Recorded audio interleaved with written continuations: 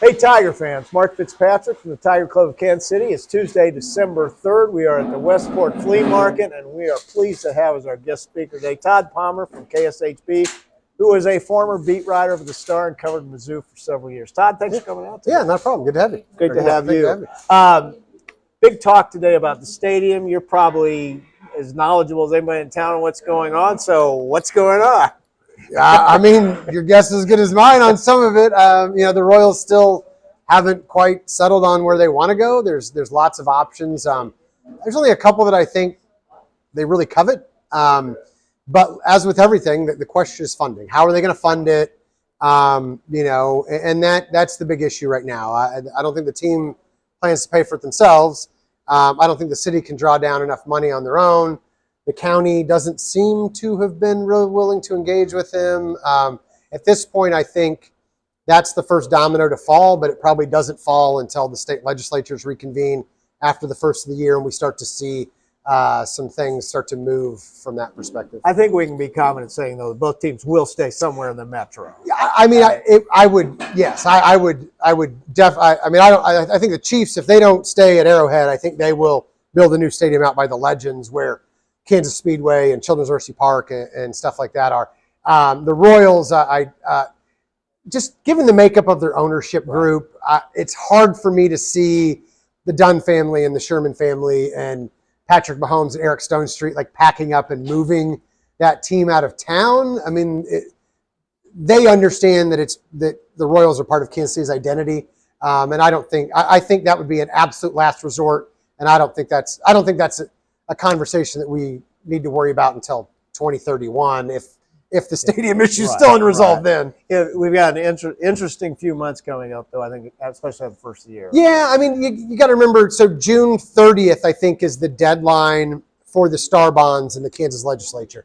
Now, there is a way, they don't have to re-vote, and they could extend it a year if they needed to, but I think Clark Hunt wants to have, he said publicly that he wants to have it done before that. I would think around Memorial Day, plus or minus 2 weeks, we probably have some idea of the futures of both teams, actually. Okay. All right, let's talk about more fun stuff on the field. Kansas City Chiefs 11-1, but we sweat it out every week. Right. I think the way the game against the Chargers is going to end is Justin Herbert's going to throw a pass to a wide receiver, and a bird's going to fly in the way and hit the ball. I mean, it's unbelievable the way they're maybe. I think the weather's going to be nice, so I don't think it's going to be icy or anything. So it's not like he's going to drop back and slip and fall on an icy patch or something crazy. No, it is kind of weird to kind of like, what new crazy way are they going to win by? It's very frustrating if somebody has to write the game stories, though. But I just want one game where I'm done at the end of the third quarter and I can already just like be kind of jotting down my notes. I saw a fascinating stat that I think since 2000, teams that are 11-1, their point margin for the season. The Chiefs is 54, which is 32 less than the next lowest one. Yeah, it's inexplicable some of the ways they're winning, but I think there's something to just everything these guys have been through the last several years. They know how to win these close games. The blocked field goal one is still the one that gets me. The Raiders doing something dumb is very on brand for the Raiders, right? To like lose it in the most Raider way possible. And you have the Chargers. It's not like they're blowing people out. They could charge it right up on Sunday, and the Chiefs could clinch the AFC West and be one step closer to a 1 seed. But yeah, it's probably going to be something insane. 4 of the last 5 opponents are playoff teams, likely. It looks all I'd say is if you know the history of the Chiefs and Chargers at Arrowhead, hopefully the fireworks guy is ready for a premature firework or something like that. Maybe we can steal another one from the Chargers.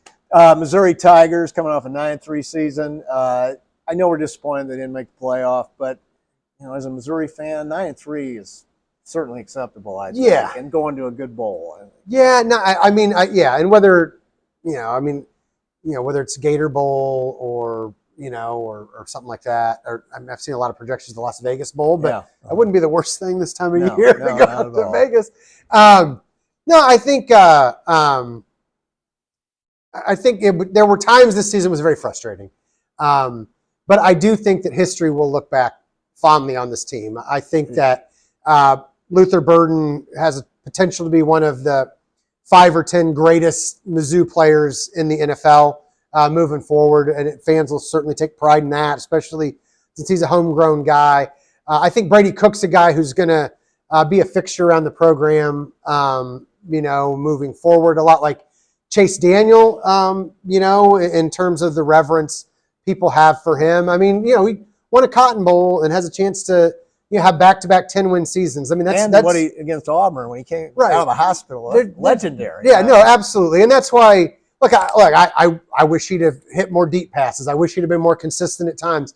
I think it's fair to say that you hoped he'd have a better season in some respects, but there's no question how much that guy cared about pulling on the black and gold, and there's no question that he left it all out there.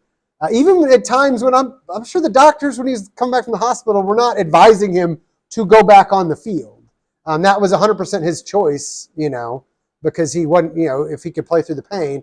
And that just meant that much. So I love the fact that you have the snow game, you have Arkansas, which is going to scream over and over that, it's not a real rivalry. It's not a real rivalry. Trust me, they're dying to beat Mizzou in football in one game that matters. They couldn't even beat Barry Odom on Barry's way out 5 years ago, right? Like, they desperately want to win that game. It's a rivalry. Don't let them, don't let the roasted pigs try to pretend like it's not.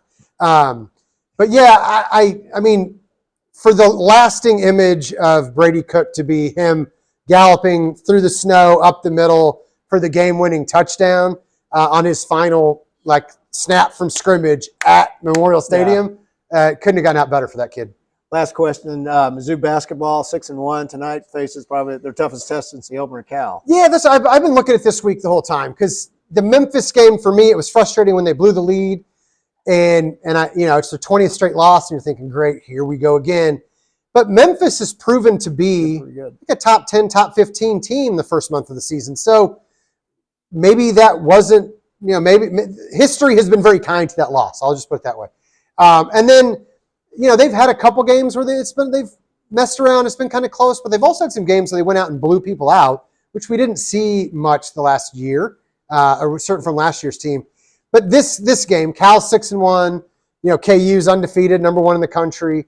This is the week where I think we'll find out just how good is this Mizzou team really, and then they'll get to put whatever they learned this week into practice, come back and get to Illinois in a few weeks, and then that'll be a nice test before they go into SEC play. And they will not go 0-18 in SEC play this year. All right, well, I think you're right. Hey, Todd, thank you for coming out. KSHB's Tod Palmer. Next week we will have Dave Matter, former Post-Dispatch reporter who covered Mizzou for years, now works for the athletic department, overseeing communications. So make sure you come out to the Westport Flea Market. Don't forget, this Thursday we'll have our Tiger Club Zoom call with the recruiting expert Danny Heitert. For more information on membership and other events, go to kctigerclub.com.